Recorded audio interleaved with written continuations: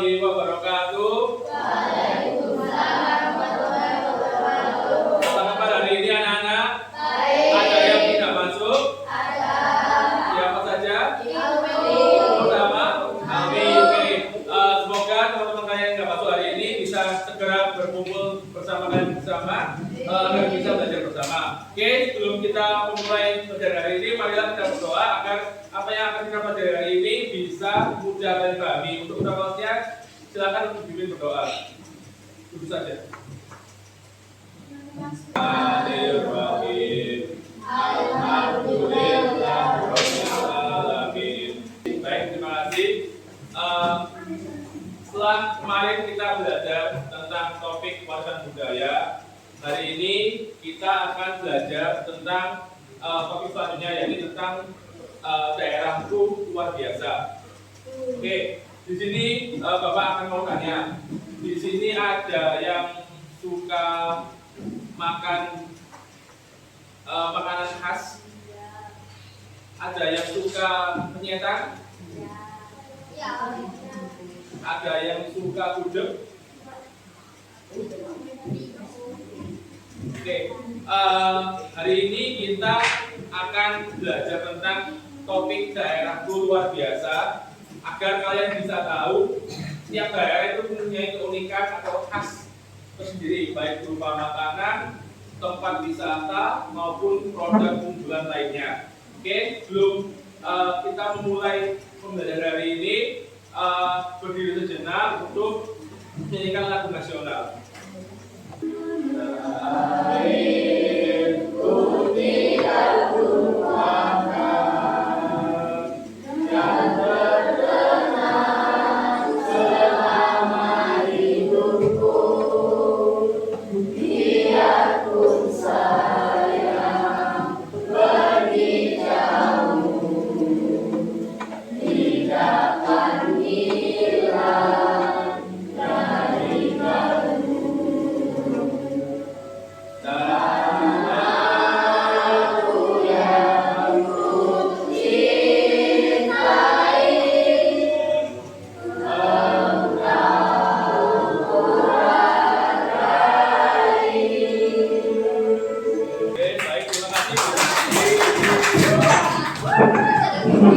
Sebelum kita masuk ke topik selanjutnya, kita kasih formalitas ya. Seperti biasanya, formalitas kita, jika ada guru menjelaskan, kita harus diam dan didengarkan. Kalau ada teman lagi presentasi, harus diam dan diperhatikan. Oke, kalau ada teman yang belajar, jangan diganggu. Oke, setelah ini kita akan lihat atau belajar bersama tentang produk unggulan maupun khas keunikan dari setiap daerah. Oke, biasanya kalau kalian sedang rekreasi ataupun sedang berlibur, kalian pasti mengunjungi tempat-tempat wisata. Biasanya apa yang kalian beli? Makanan khas dari daerah tersebut. Baju ada, produk maupun lainnya.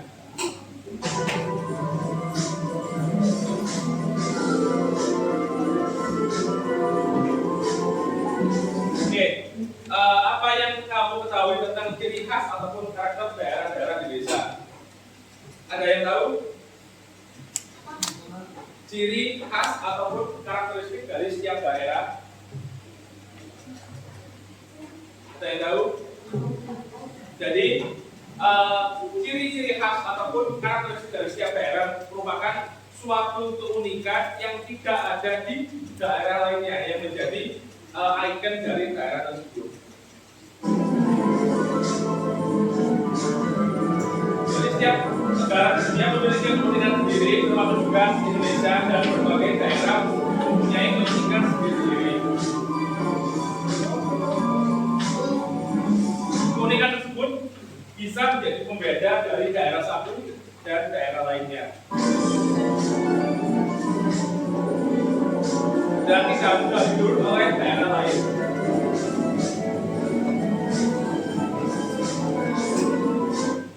kondisi geografis juga memungkinkan terjadinya perbedaan dari setiap produk di daerah lainnya.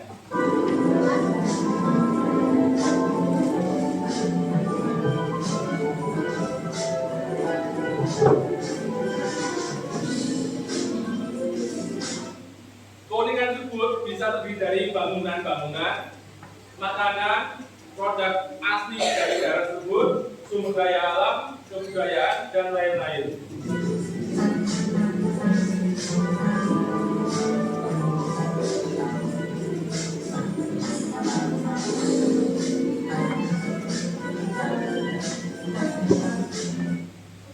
Dari keunikan tersebut bisa menjadi sesuatu yang mudah kita kenal, seperti gudeg ada di mana? Di Jogja. Terus rujak cingur di Surabaya. Bika Ambon dari Medan. Pepek dari mana? Palembang.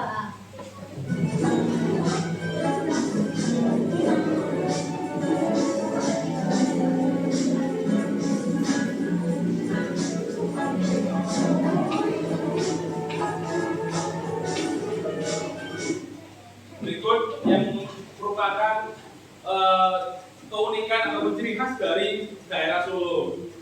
Dari makanan ada yang namanya linggo, ada tengkleng ataupun sop tengkleng yang dari tulang sapi ada dagingnya itu, kemudian ada sate buntel, sate dari olahan daging yang dicincang kemudian dibuntel jadi sate, kemudian ada serabi atau suman ataupun serabi yang digulung.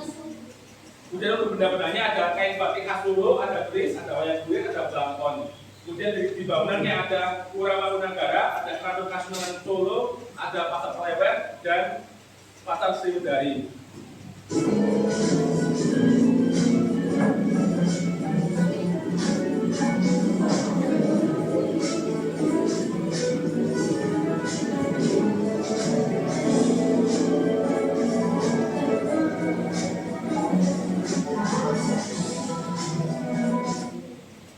Daerah Jakarta pun juga mempunyai ciri khas dan keunikan sendiri. Yang pertama ada soto Betawi, ada kerak telur. Ada yang pernah makan kerak telur pada saat bazar-bazar?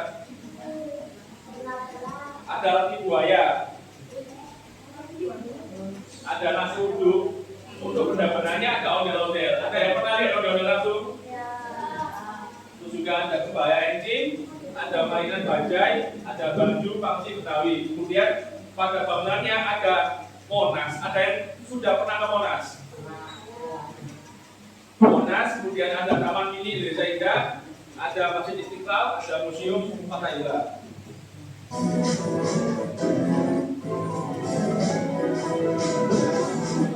Kemudian di daerah Palembang, yang pertama makanannya ada pempek, yang sudah pasti kalian sudah pernah mencobanya. Ada mie telur, ada tekwan, ada sambal tempoyak. Sambal tempoyak itu merupakan hasil fermentasi dari buah durian, kemudian difermentasi menjadi sambal. Jadi hampir sama kayak sambal pencit, cuma kalau sambal pencit kan agak kasar.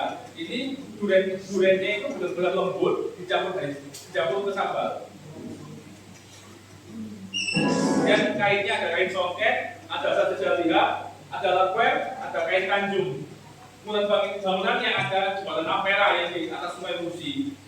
Kemudian ada Kampung Kapitan, ada Benteng Kota Besar yang merupakan hasil dari peninggalan bangsa Belanda.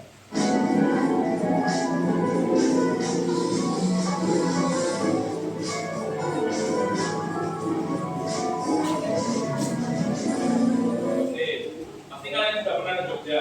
Di Jogja, di makanan yang ada gudeg, ada sate kelatak, sate yang ditusuk dengan jujimsi. Kemudian ada bakpia. Pasti kalian kalau ke Jogja pasti nggak sama sekali di bakpia. Kemudian ada oseng-oseng mercon yang terkenal pedas. Kemudian di barang berbeda ada kain batik. Pasti kalian pasti di batik. Maupun batik kain atau si batiknya sudah jadi. Kemudian ada kerajaan perak.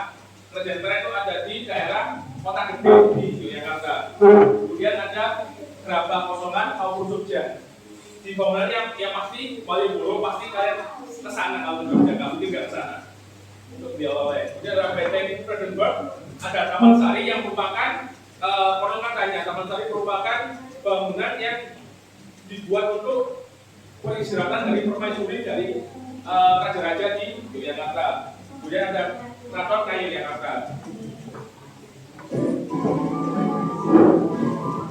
Kemudian di daerah Medan, yang pertama makanan di Ambon.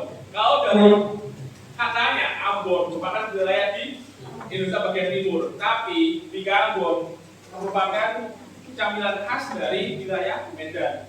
Kemudian ada mie gomak, hampir sama kayak ikwa mungkin, tapi ada campuran ebi udangnya sama telur.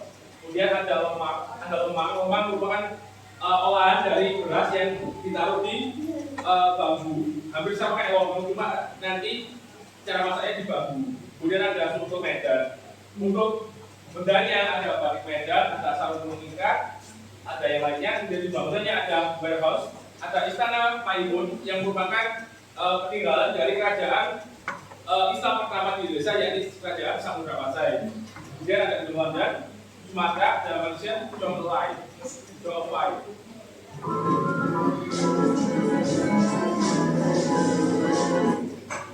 Dari daerah-daerah tadi, daerah kita sendiri Surabaya ada apa saja makanannya? Jajinggur, apa?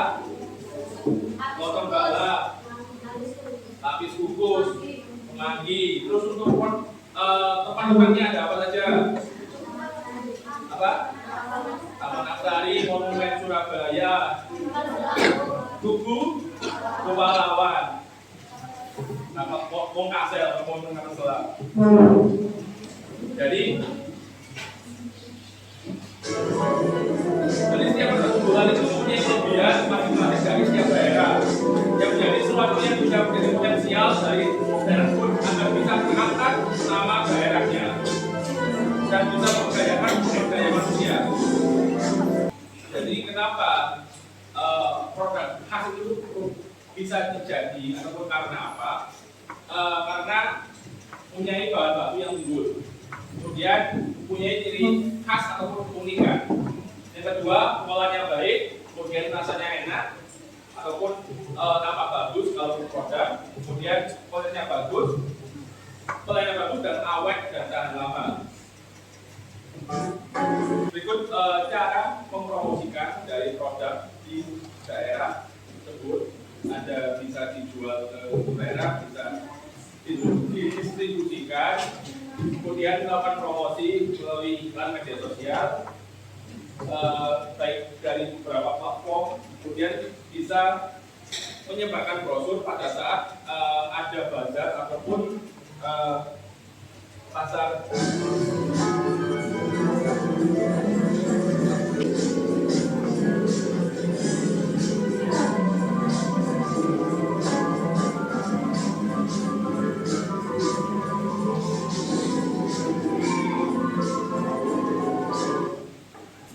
Seperti yang sudah kita kenal, produk khas yang terkenal di dunia yakni rendang merupakan produk khas dari daerah Minangkabau di Sumatera Barat yang pada tahun 2011 menurut CNN Internasional menjadi ataupun dinobatkan menjadi makanan terenak di dunia nomor 1 pada tahun 2011. Berikut produk asli Indonesia ataupun kemasan yang sudah mendunia ataupun go internasional. Ada Indomie yang merupakan produk yang paling disukai di wilayah benua Afrika. Kemudian ada kola angin, ada celana jeans Lea, kemudian ada sepeda Polygon yang merupakan pabrik asli di Indonesia yang terdapat di Sidoarjo pabriknya. Kemudian ada Jili Radial ataupun ban asli Indonesia. Kemudian ada batik, ada nutrisan yang biasanya kalian minum. Kemudian ada kopi kapal api yang asli dari Sidoarjo. Dari video yang sudah kalian lihat tadi, pertanyaannya ada 5, ada 4. Yang pertama, kapan suatu barang dapat dikategorikan sebagai produk kembangkan daerah? Ada yang tahu? Kapan suatu barang dapat dikategorikan menjadi suatu barang atau produk yang menjadi kebanggaan dari daerah tersebut?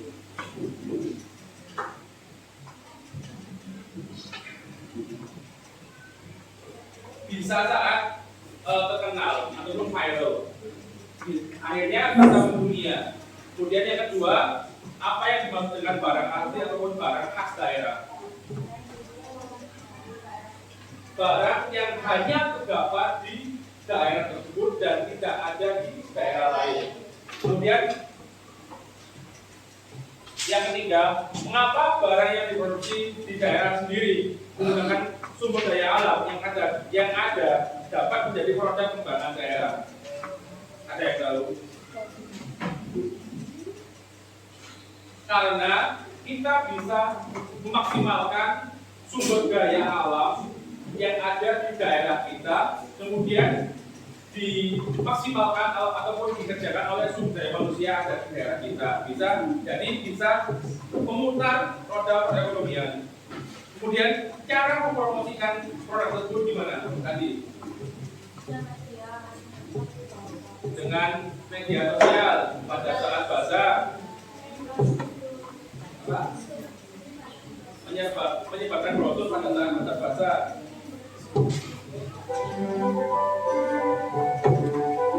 Oke, setelah kita belajar tentang produk daerah di setiap wilayah, kita bisa berdiri dulu. Berdiri dulu, kelas berdiri ya. Berdiri dulu. Berdiri dulu. Kita melatih konsentrasi kalian.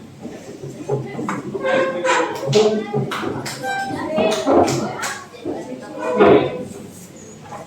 Kalau saya hitung satu, tepuk satu kali. Kalau saya hitung dua, tepuk dua kali. Kalau saya hitung tiga, hanya angkat tangan.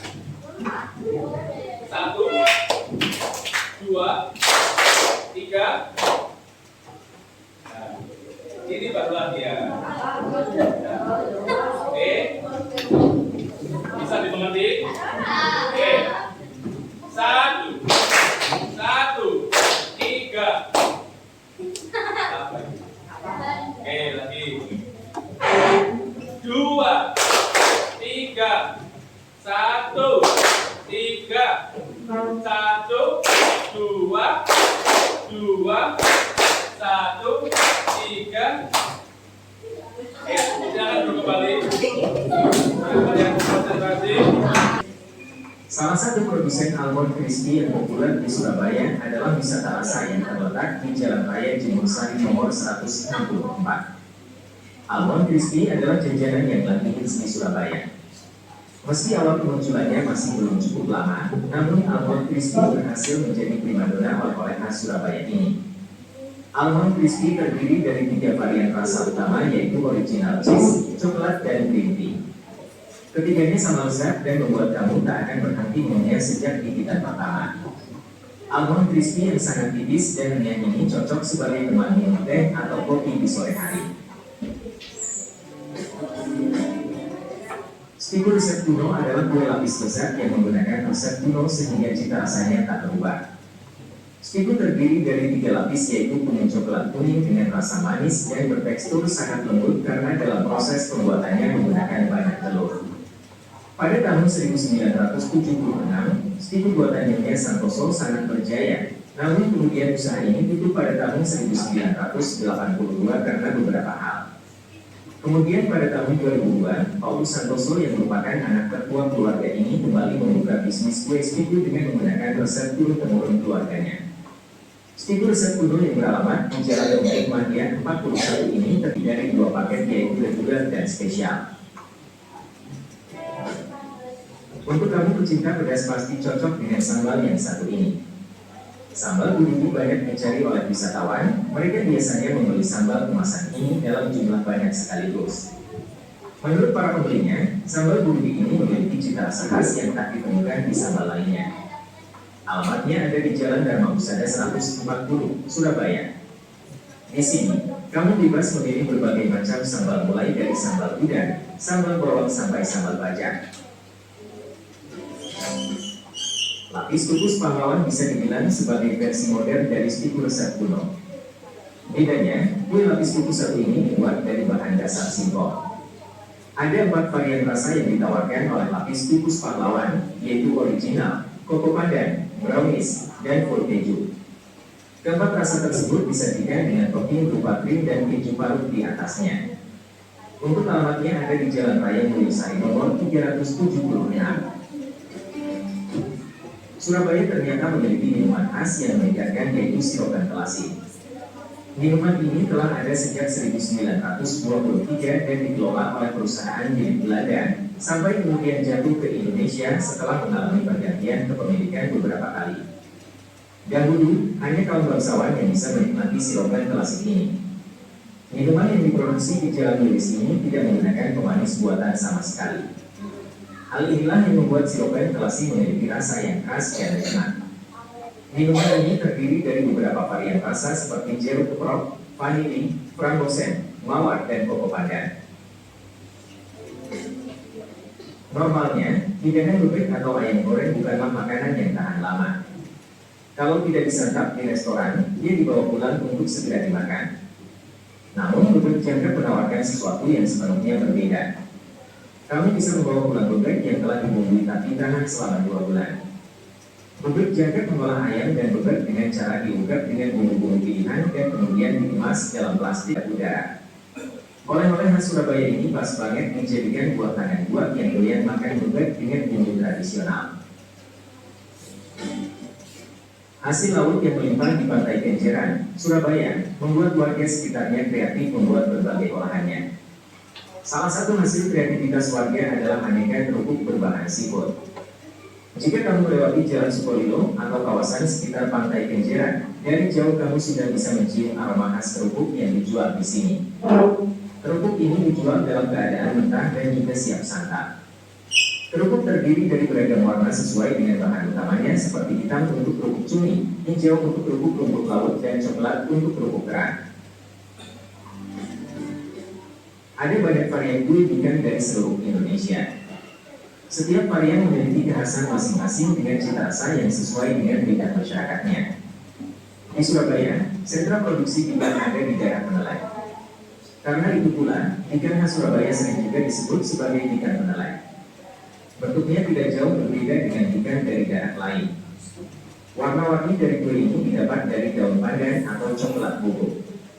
Teksturnya renyah di bawah dan lembut di atas. Jajanan ini juga memiliki banyak varian rasa, mulai dari pandan hingga coklat. Jika menurut kamu oleh-oleh makanan tak bisa tahan lama, cobalah membeli kaos khas arek Surabaya, Cakcuk. Cakcuk sendiri merupakan sebuah distro yang berdiri tahun 2005 dan eksis sampai saat ini. Tak berbeda dengan jogger dari Bali dan daging dari Jogja, Cakcuk menawarkan desain kreatif dengan gambar dan tulisan khas anak muda. Produk Cakcuk tak hanya kaos, kamu juga bisa menemukan gantungan kunci, pin, mug, dan juga tas. Abon sapi sangat nikmat disantap bersama nasi hangat. Jika kamu penggemar abon sapi, cobalah datang ke Jalan Taman Susastro. Kamu akan menemukan deretan penjual abon sapi besar. Tersedia abon dalam 2 varian rasa, yaitu pedas dan manis. Jika bingung, bisa jadi keduanya karena dijamin kamu tak akan menyesal. Abon sapi ini dikemas dalam berbagai ukuran. Selain membeli produk jadinya, kamu juga bisa menyaksikan proses pembuatan abon sapi di sini. Itulah 10 rekomendasi oleh-oleh khas Surabaya yang bisa kamu coba.